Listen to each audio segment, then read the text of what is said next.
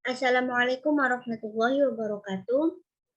Kami dari kelompok 2 ingin mempresentasikan hasil diskusi kami terkait hakikat dan karakteristik kewirausahaan. Adapun anggota kelompok 2 yaitu saya sendiri Syaputri Solehatun sebagai moderator dan pemateri ketiga, Sumandari sebagai pemateri pertama, Sunaini sebagai pemateri kedua, dan Uswatun Hasanah sebagai pemateri keempat. Langsung saja, saya persilakan kepada pemateri pertama untuk menyampaikan materinya.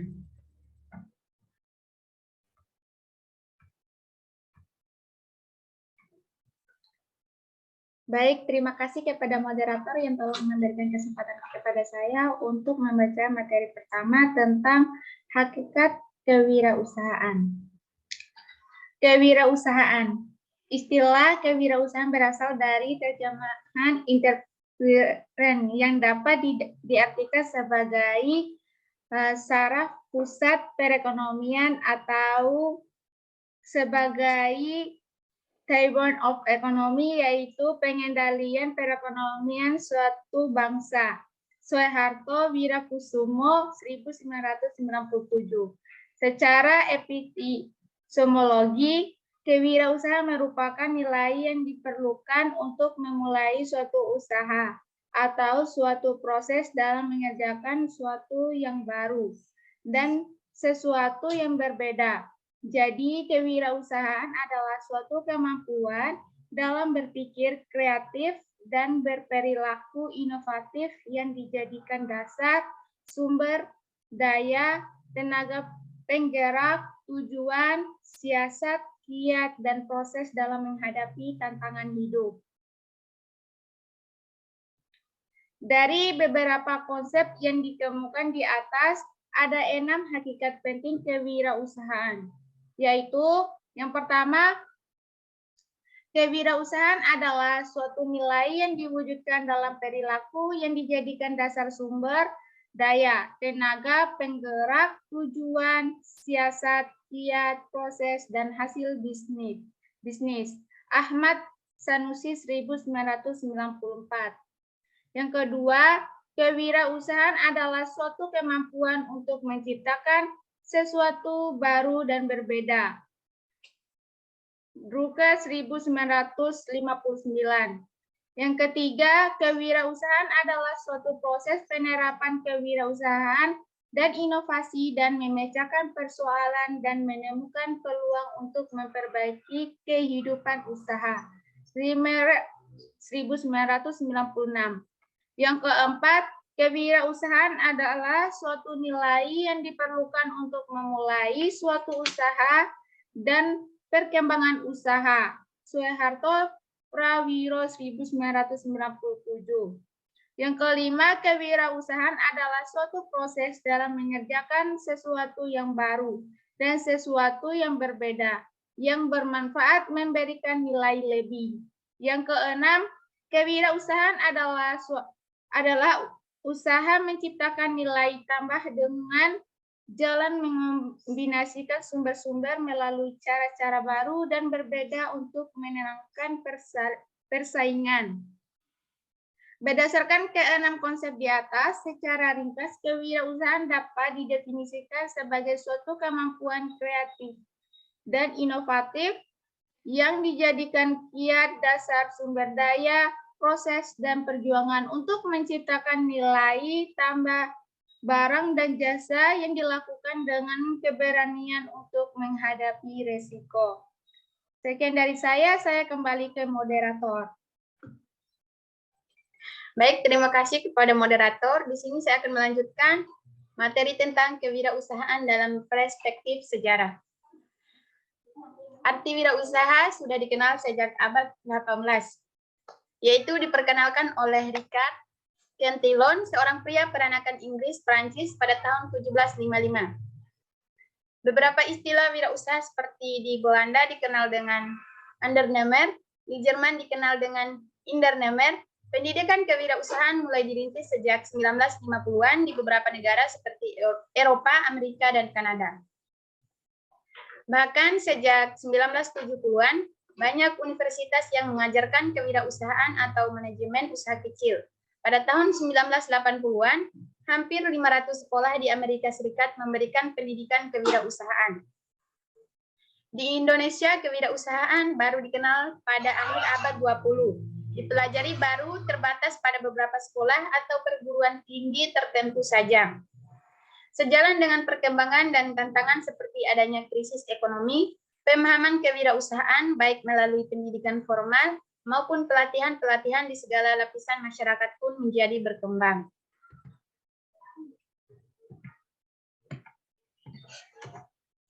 Baiklah, selanjutnya definisi wirausaha.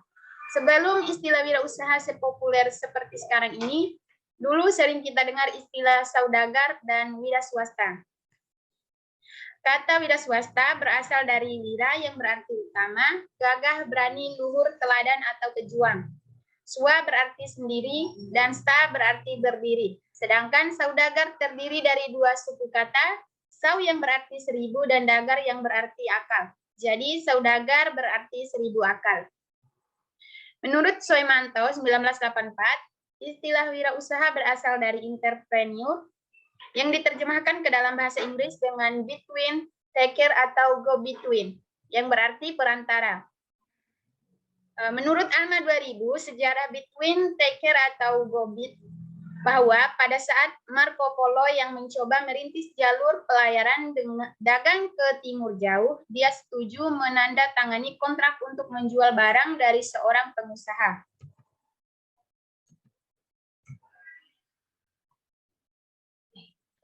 Selanjutnya, secara komprehensif, Meng dan Liang 1996 merangkum pandangan beberapa ahli dan mendefinisikan wirausaha sebagai yang pertama seorang inovator, yang kedua seorang pengambil risiko atau risk taker, yang ketiga orang yang mempunyai misi dan visi, yang keempat hasil dari pengalaman masa kanak-kanak, yang kelima orang yang memiliki kebutuhan berprestasi tinggi, dan yang terakhir yaitu orang yang memiliki locus of control internal. Baik, itu saja materi dari saya kembalikan kepada moderator.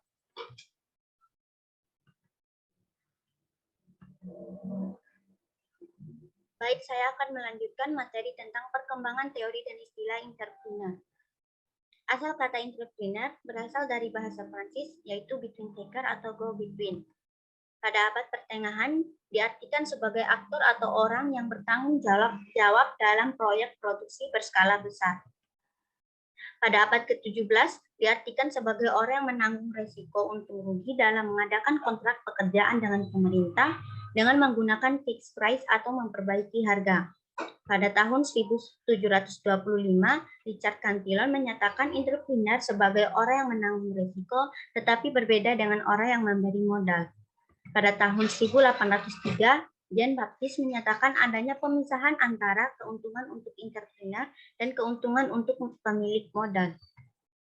Pada tahun 1876, Francis Walker menyatakan wirausaha adalah perbedaan antara orang yang menyediakan modal dan menerima bunga dengan orang yang menerima keuntungan karena keberhasilan memimpin usaha.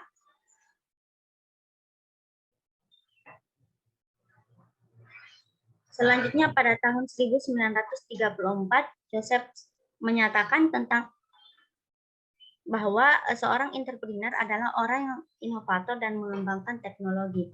Pada tahun 1961, David menyatakan bahwa entrepreneur adalah seorang yang energik dan membatasi risiko. Tahun 1964, Peter Drucker menyatakan bahwa seorang entrepreneur adalah seorang yang mampu memanfaatkan peluang. Pada tahun 1975, Albert Sapiro menyatakan bahwa entrepreneur adalah seseorang yang memiliki inisiatif, mengorganisir mekanisme sosial dan ekonomi, dan menerima risiko kegagalan. Pada tahun 1979, Video menyatakan wirausaha sebagai orang yang menanggung risiko, yang merencanakan, yang mensupervisi, dan mengorganisasi dan memiliki. Pada tahun 1980, Kurt Vesper menyatakan bahwa seorang entrepreneur berbeda dengan seorang ahli ekonomi, psikologis, business person, dan politician. Pada tahun 1983, Gifford Pinchot menyatakan bahwa entrepreneur adalah seseorang dari dalam organisasi yang sudah ada ataupun organisasi yang sedang berjalan. Pada tahun 1985, Robert Harris menyatakan bahwa entrepreneur adalah proses penciptaan sesuatu yang berbeda dengan mengabdikan seluruh waktu dan tenaganya disertai dengan menanggung risiko keuangan, kejiwaan, dan menerima balas jasa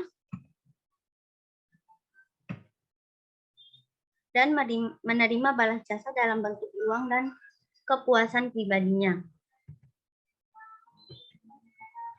Selanjutnya, adapun tujuan berwirausaha. Yang pertama yaitu berusaha bertekad dan meningkatkan jumlah para wirausaha. Dengan kata lain, mereka ikut serta dalam mendidik manusia-manusia calon wirausaha untuk membangun jaringan bisnis yang lebih baik. Yang kedua, mewujudkan kemampuan para wirausaha untuk meningkatkan kesejahteraan dan kemakmuran masyarakat dan negaranya. Yang ketiga, ikut serta dalam menumbuhkan dan mengembangkan kesadaran serta orientasi kepada kewirausahaan yang kokoh. Yang keempat, yaitu menyebarluaskan dan membuat budaya kewirausahaan di sekitarnya, terutama dalam masyarakat. Dan yang terakhir, yaitu mengembangkan dalam bentuk inovasi dan kreativitas agar tercipta dinamika dalam kewirausahaan atau dunia bisnis sehingga kemakmuran dapat tercapai. Selanjutnya, adapun manfaat berwirausaha yaitu dapat menambah daya tampung tenaga kerja sehingga dapat mengurangi pengangguran sebagai generator pembangunan lingkungan, bidang produksi, distribusi, pemeliharaan lingkungan, kesejahteraan, dan sebagainya. Yang ketiga, menjadi contoh bagi anggota masyarakat yang lain. Selalu menghormati hukum dan peraturan yang berlaku, serta berusaha selalu memperjuangkan lingkungan sekitarnya. Yang kelima, yaitu berusaha memberi bantuan kepada orang lain dan pembangunan sosial sesuai dengan kemampuannya. Berusaha mendidik karyawannya menjadi orang yang mandiri, disiplin, jujur, serta tekun dalam menghadapi pekerjaan. Selanjutnya yaitu dapat memberi contoh bagaimana kita harus bekerja keras, tetapi tidak melupakan perintah agama dan tetap dekat dengan Tuhan Yang Maha Esa. Selanjutnya, para wirausahawan dapat menciptakan hidup yang efisien, yaitu tidak berfoya-foya dan tidak boros. Yang terakhir yaitu memelihara keserasian lingkungan baik dalam pergaulan maupun kebersihan lingkungan. Itu saja yang bisa saya sampaikan. Selanjutnya materi akan disampaikan oleh Saudari Uswatun Hasanah. Baiklah, terima kasih kepada saudari moderator yang telah memberikan kesempatan kepada saya untuk menyampaikan materi selanjutnya, yaitu terkait karakteristik kewirausahaan. Adapun beberapa karakteristik kewirausahaan adalah sebagai berikut. Yang pertama, ada percaya diri. Seorang entrepreneur haruslah memiliki sifat percaya diri yang tercermin dari yang pertama, yakin dan optimis. Seorang wirausaha harus yakin dan optimis bahwa usahanya akan maju dan berkembang. Untuk itu, seorang wirausaha harus mampu menyusun rencana keberhasilan perusahaannya. Yang kedua, ada mandiri. Tidak mengandalkan dan tidak bergantung kepada orang lain atau keluarga. Dan yang ketiga, ada keterampilan, ada kepemimpinan dan dinamis. Seorang wirausaha harus mampu bertanggung jawab terhadap segala aktivitas yang dijalankannya, baik sekarang maupun yang akan datang. Tanggung jawab seorang pengusaha tidak hanya pada material, tetapi juga moral kepada berbagai pihak. Adapun karakteristik kewirausahaan yang kedua yaitu originalitas. Seorang entrepreneur haruslah memiliki sifat originalitas yang tercermin dari yang pertama, kreatif, mampu mengembangkan ide-ide baru dan menemukan cara-cara baru dalam memecahkan persoalan. Yang kedua, ada inovatif, mampu melakukan sesuatu yang baru yang belum dilakukan banyak orang sebagai nilai tambah keunggulan bersaing. Adapun yang ketiga itu inisiatif atau proaktif, mampu mengerjakan banyak hal yang baik dan memiliki pengetahuan. Inisiatif dan selalu proaktif ini merupakan ciri mendasar di mana pengusaha tidak hanya menunggu sesuatu terjadi, tetap terlebih dahulu memulai dan mencari peluang sebagai pelapor dalam berbagai kegiatan. Karakteristik yang ketiga yaitu berorientasi manusia.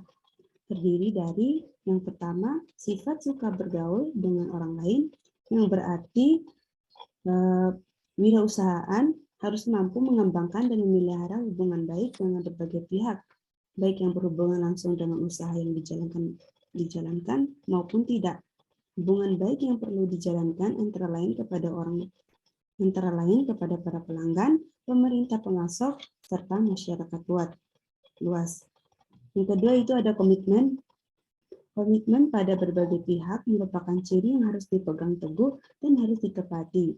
Komitmen untuk melakukan sesuatu memang merupakan kewajiban untuk segera ditepati dan direalisasikan. Dan yang ketiga ada responsif terhadap saran atau kritik. Menganggap saran dan kritik adalah dasar untuk mencapai kemajuan, saran dan kritik yang masuk direspon dengan baik untuk memperbaiki pelayanan kepada pelanggan, proses bisnis, dan efisiensi perusahaan. Adapun karakteristik selanjutnya yaitu berorientasi hasil kerja, terdiri dari sifat. Yang pertama, ingin berprestasi. Kemauan untuk terus maju dan mengembangkan perusahaan, mengembangkan usaha. IQ dan EQ tidak cukup untuk memprediksi keberhasilan. Dibutuhkan AQ atau adversity weighted, yaitu tingkat ketenangan terhadap hambatan-hambatan yang ditemuinya dalam mencapai keberhasilan. Yang kedua yaitu ada berorientasi.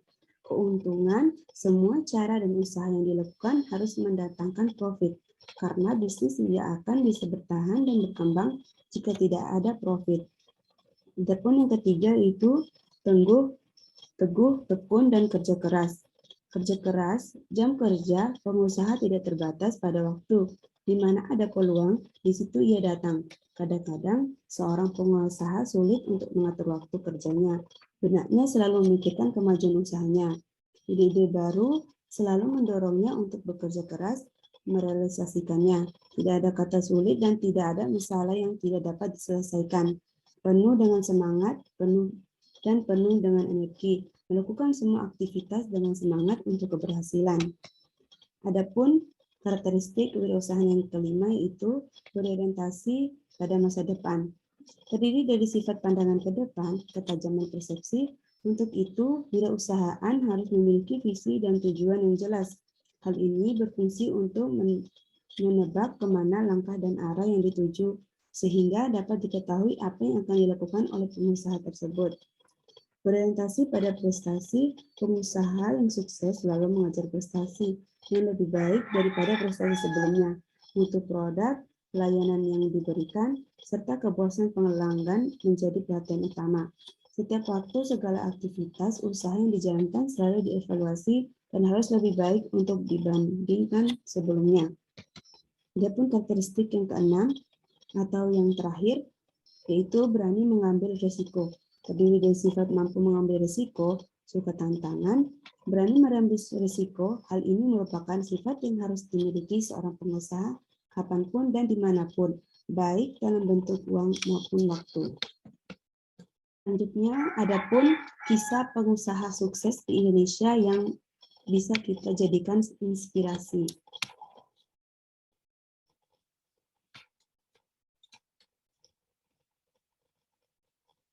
Adapun kisah pertama yaitu kisah dari Sudono Salim. Sudono Salim merupakan pendiri Indofood, BCA, dan Bogasari. Salah satu pengusaha sukses dari nol di Indonesia ini pada dasarnya adalah imigran dari negeri Tiongkok dan berhasil membangun bisnisnya di sini. Pria yang bernama asli Lim Sio Leong ini pergi ke Surabaya agar terhindar dari konflik negaranya. Saat itu, hari-harinya dihabiskan sebagai gelandangan selama beberapa hari di Indonesia. Usaha pertama Sudono Salim adalah merintis bandar Cengkah yang saat itu cukup sukses. Akan tetapi, bisnis tersebut tidak bertahan lama karena Indonesia dijajah oleh Jepang. Saat Indonesia sudah merdeka dan kondisi ekonomi saat itu lagi sulit, Sudono Salim mendirikan Sentral Bank Asia atau sekarang dikenal dengan BCA, singkatan dari Bank Sentral Asia. Dari sana, beliau melebarkan bisnisnya pada produksi pangan, yaitu Bogasari, dan makanan olahan mie, yaitu Indomie, hingga kita kenal sampai sekarang. Kisah yang kedua yaitu ada Susi Pujastuti. Jika kita berbicara tentang Susi Pujastuti, mungkin kita semua mengenalinya sebagai mantan Menteri Kelautan dan Perikanan pada Kabinet Kerja Presiden Joko Widodo. Meskipun begitu, beliau juga memiliki kisah pengusaha sukses dari nol di Indonesia yang sayang untuk dilewatkan.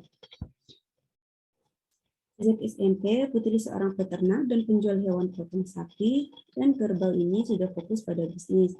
Tentu saja bisnis awalnya tidak berjalan mulus.